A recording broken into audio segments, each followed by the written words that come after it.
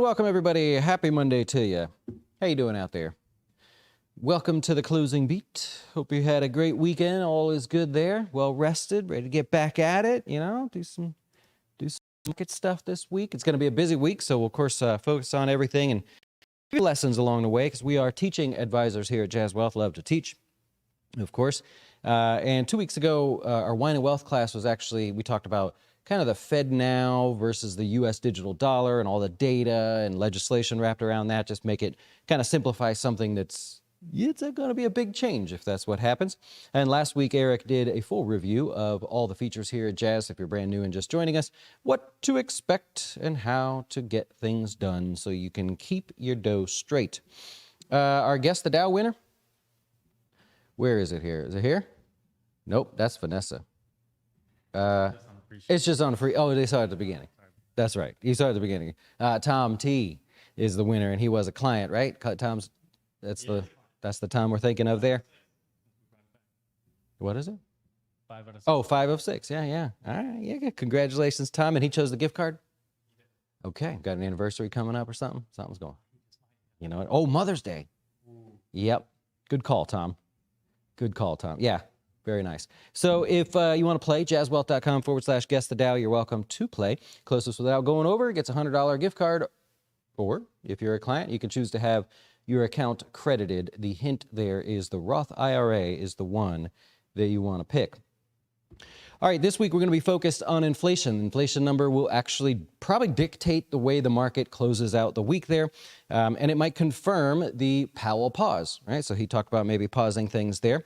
Now remember that year-over-year inflation is going to start ticking higher. Maybe not this time, maybe the next time, but we're bleeding off those higher 8% plus inflation numbers now towards lower numbers. So as we look at year-over-year inflation, it's going to be very normal to see it start to go up a little bit, especially if the month-over-month is like 0.3% or 0.4%.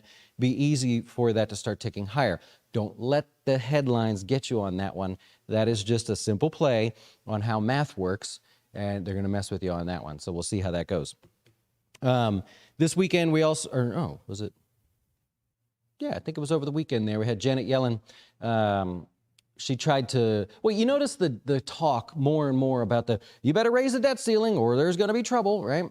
So she's trying different phrases to put out there just to stay in front of everybody so that we talk about that debt ceiling being raised, right? We brought in more tax receipts than we were expecting to. However, it was still not enough. So the debt ceiling being raised, I think late June, July, somewhere in there, depending on the money that came in over the weekend. And so Janet Yellen says, look, if you don't raise the debt ceiling there, we're in for financial chaos. So notice how the words are getting a little bit more aggressive as she talks there, and you expect that to continue.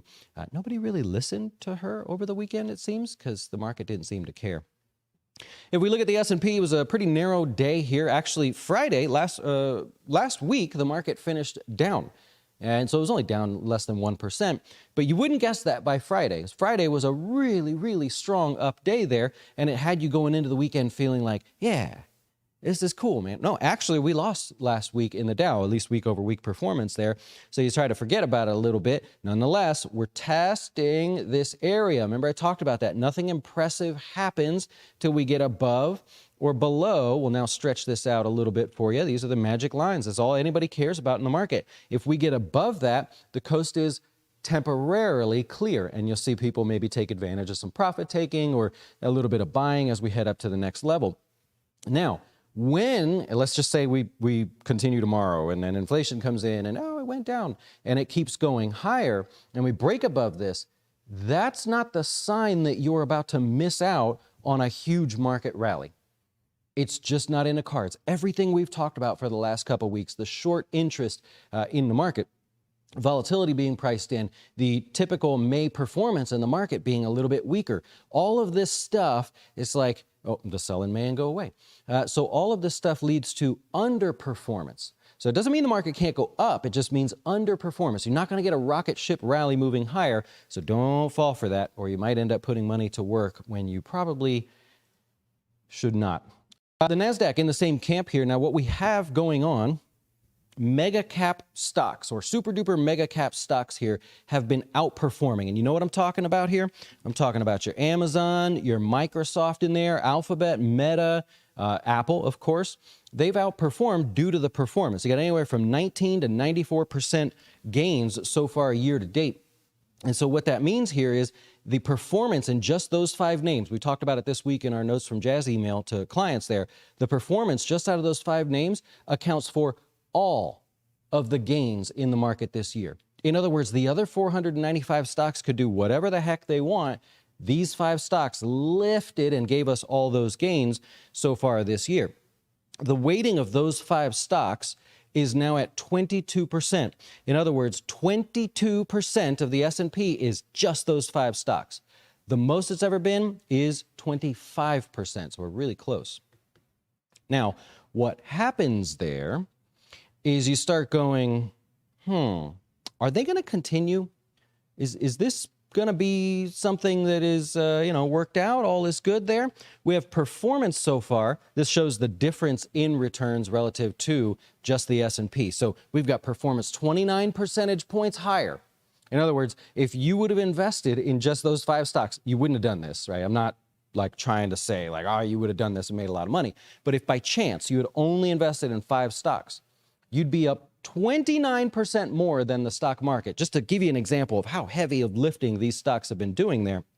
And so I wanted to take a second and actually look through here. The top 5 stocks versus the S&P. Now, I put a lot together here, but don't let it scare you. I was trying something new, kind of a new layout here. So we've got the names of the companies and the ticker symbol. Their individual weighting in the S&P. So as a whole, we call them mega cap.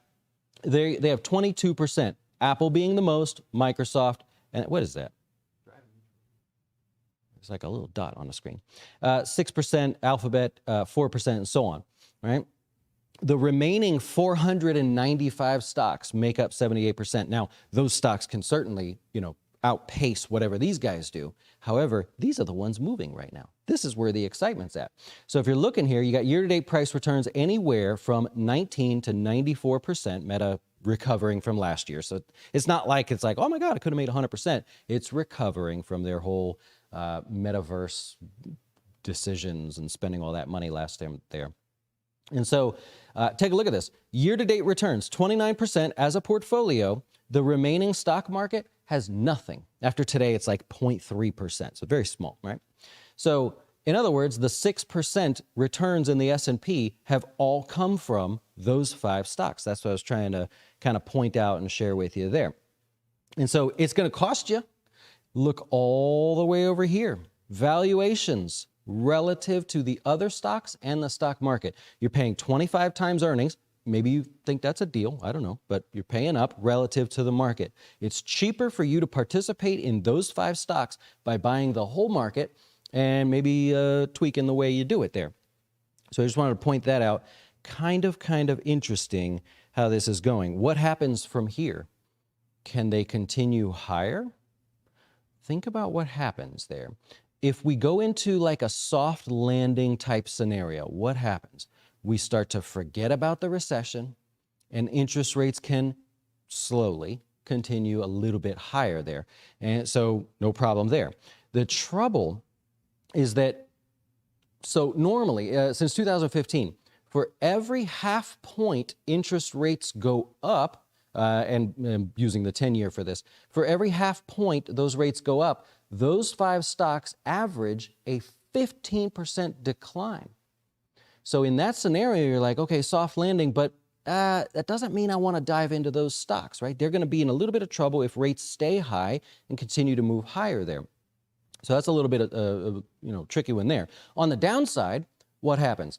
If we go into a recession or things get a little bit weaker and, maybe it's a minor recession or whatever, or worse, then you go, what are people going to do with those stocks? They're going to reduce their exposure to the markets.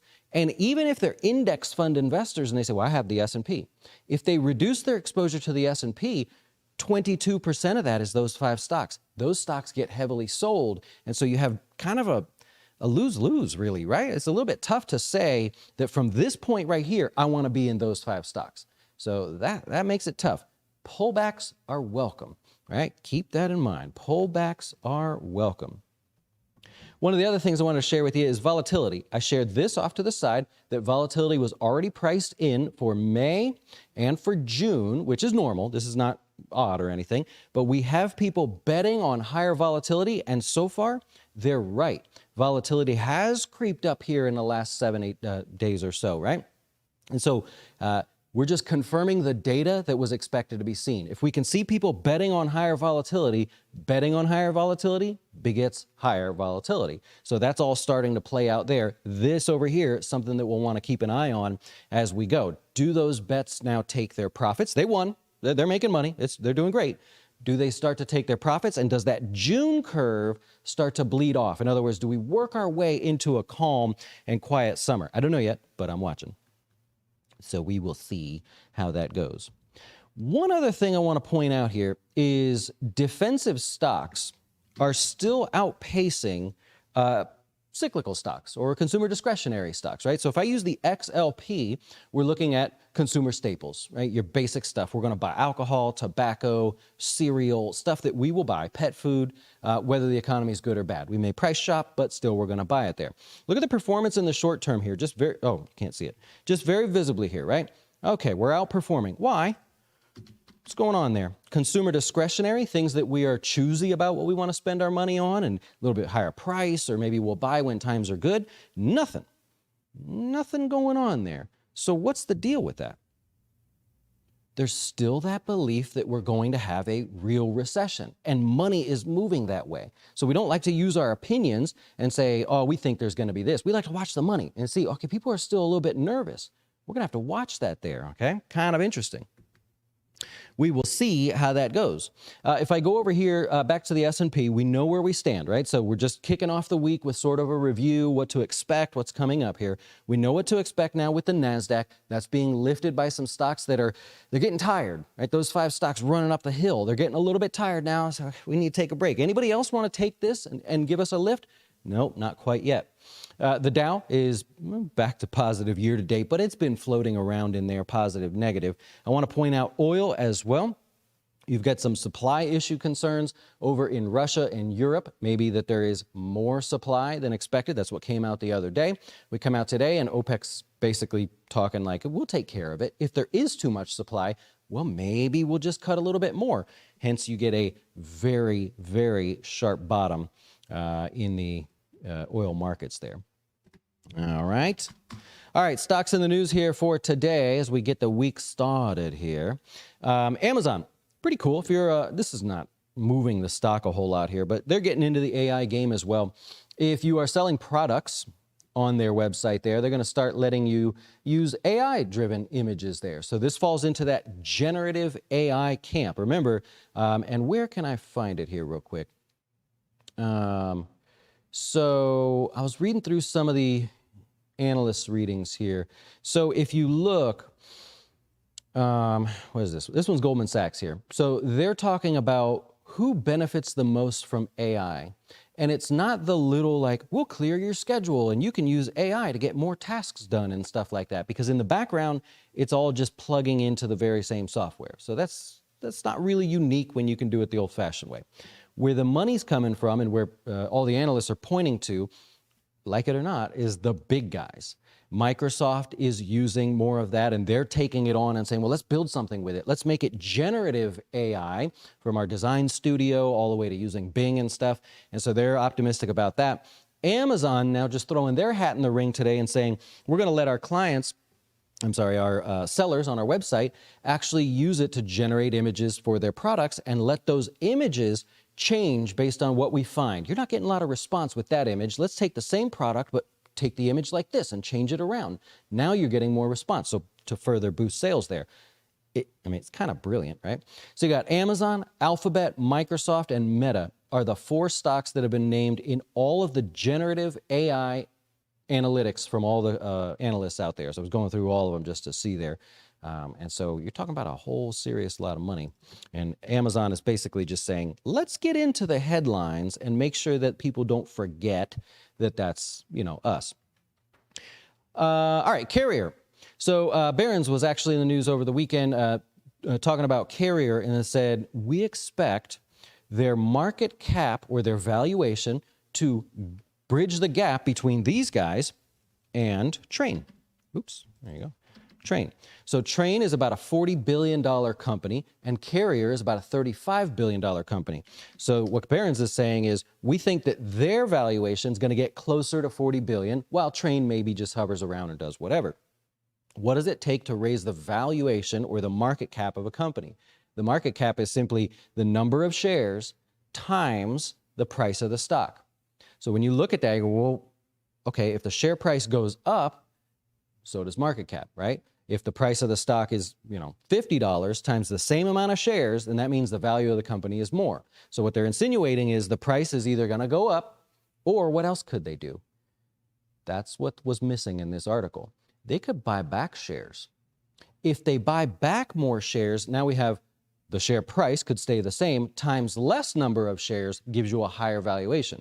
So what they were trying to say was, we believe the stock is going higher, whether they buy back shares or they just maybe have some good reasons for going higher. So read between the lines just a little bit on that one. They may be hinting at a share buyback addition. Disney was in the news. Now, they reported earnings, and they actually missed on earnings there, but their Guardians of the Galaxy, I think that was the movie that came out, did pretty good. So that sort of puts that headline at the top, puts the earnings headline down a little bit lower, and then the whole Florida DeSantis thing a little bit lower than that, which I think a lot of people might like. If you look at Tyson, this one was bad. And truthfully, it wasn't the chicken. You think of Tyson, you think, oh, chicken. It's the Tyson brand, right? They got nice chicken. But no, beef was the problem. They were expected to sell $151 million worth of beef, and basically it came in at 8. So they didn't sell a lot of beef. That was a disaster. And the reason for that, by the way, was exports. We're doing fine. Over here in America, we're buying the beef. Everything's cool here. Their exports of beef, almost non-existent.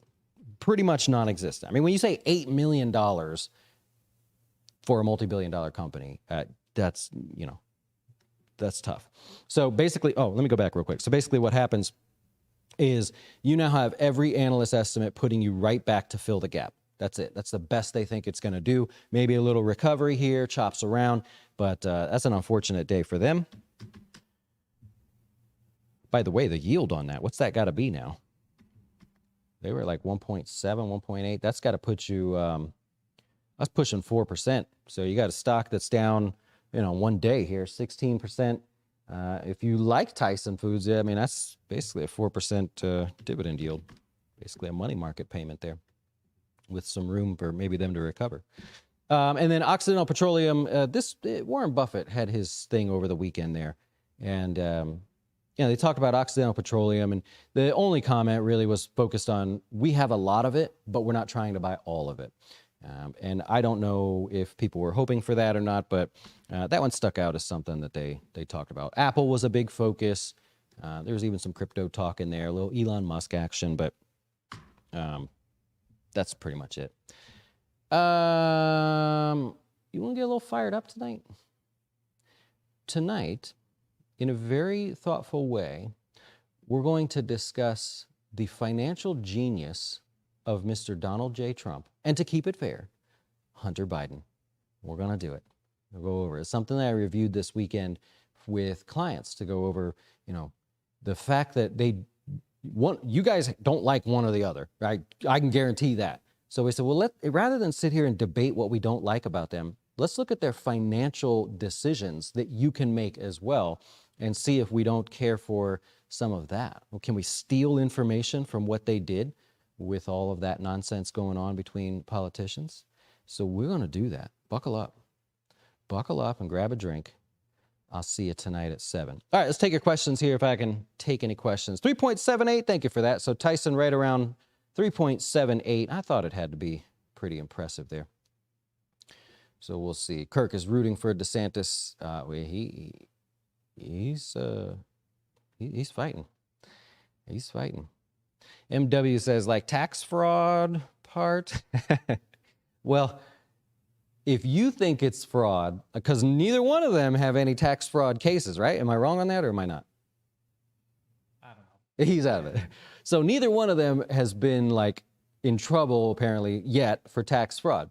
I just want to look at what they're doing and see like, okay, maybe it was fraud because you can't do that when your dad is the vice president. But if you're just a normal Joe Blow, could we do something there? Let's see what they did. So I'm gonna kind of go over that tonight. See what you think there. So I don't care who you like or don't like. I want to know the money. Those guys are geniuses with the way they move money. All Congress people are. Why do you think they get so rich? Not sure on any buybacks for Carr. Well, they were giving the idea of both. Now, so if you look at Carrier, kind of one hand behind their back, and a little hard to explain, but one hand tied behind their back because they as a company can't just make that decision. It's a little different than like, Disney. If Disney wants to buy back shares, there's no one that can tell them what to do. There's not another company in there. So maybe the buyback thing is not an option, but they could also get approval to do that too. One way or another, Barron's was saying that stock is going to be higher. Yep. Currently, Hunter is reported to soon be criminally charged with tax fraud. So I won't be giving tax fraud advice, right? There were some other things that they have done that maybe will come out as fraud. I'm talking about the things that they've done that have made them wealthy. Why'd they do them specifically that way? Let's look at that. And stay within the law, of course. I do that. Tom's got a trade here. He sold puts to open on KRE. Oh, okay, cool. Ooh, you're going in the fire, man. Tom said, get me in there. $30 strike expires mid-June. Premium 76. Oh, $76. Okay, gotcha. Take advantage of weakness. Get assigned. Do the wheel. Well, I'm assuming when did you do that? Maybe you did that today. 76 cents, essentially what you paid there. Okay, yeah, it could have been today. So, wow, you're way out of the money. So you need the banking chaos to continue, and it will not be continuing. I shared that with clients this weekend to talk about what data can we use to see that the banking crisis was really just a couple names and possibly one other name. And then after that, we're not running from banks. Like me and you are not out there moving money around causing this chaos. So we went over that. But yeah, I don't disagree with that. I don't think you're going to come anywhere near being in the money there. Chris says, well, quite frankly, neither one of those guys sound like someone I want to take financial lessons from. If it's legal, would you not want to know how they did it? Now, I don't know. I know a lot about what Trump did. And the reason I know that is because we had some tax returns that we could actually use and look at and see like how the numbers were moved around. No fraud there. Maybe things you think are un-American or shady or whatever, but no fraud. And then in Hunter Biden's case, I'll be talking specifically about how he got paid by the Burisma. Now, you may not be allowed to do that, but how they structured that deal, okay, that's genius. So we'll see. We are opening a can of worms. You hang with me. I'll make my point. Give me a chance. It'll be surely one for the comments there. I love it. I know you guys will get fired up, but whoever you vote for or care about, hey, like I always say, that's cool with me. You got to go pick your battles there and fight for what you believe in. But when it comes to the money side of things, I want you to have every advantage, whether it's got an R or a D in front of it.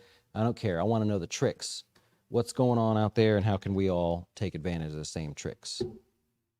You hear me. Okay, I'll be back tomorrow. We're going to do this all over again. Got an exciting week. Tomorrow, you're going to have a lot of that decision making, the stock market trying to figure out where it wants to be. Wednesday is where the excitement kicks in, and most likely the volatility continues as well. You guys enjoy the rest of your day. Thanks for hanging out with me here today, and looking sharp, man. Good start there. All right. Adios. Jazz Wealth, we treat you like family. That was going to be our slogan, but the employees here took it a little too seriously. You bought what? That wasn't in the plan that I built for you. Oh, quit crying. Don't spend one more dollar. I'm gonna start calling you Sylvester because you sound like a real... Tú siempre estás llorando como un bebé, llorancito. I'm not mad. I'm just disappointed. That's how you get your identity stolen. We decided to go with let our family be your family's advisor.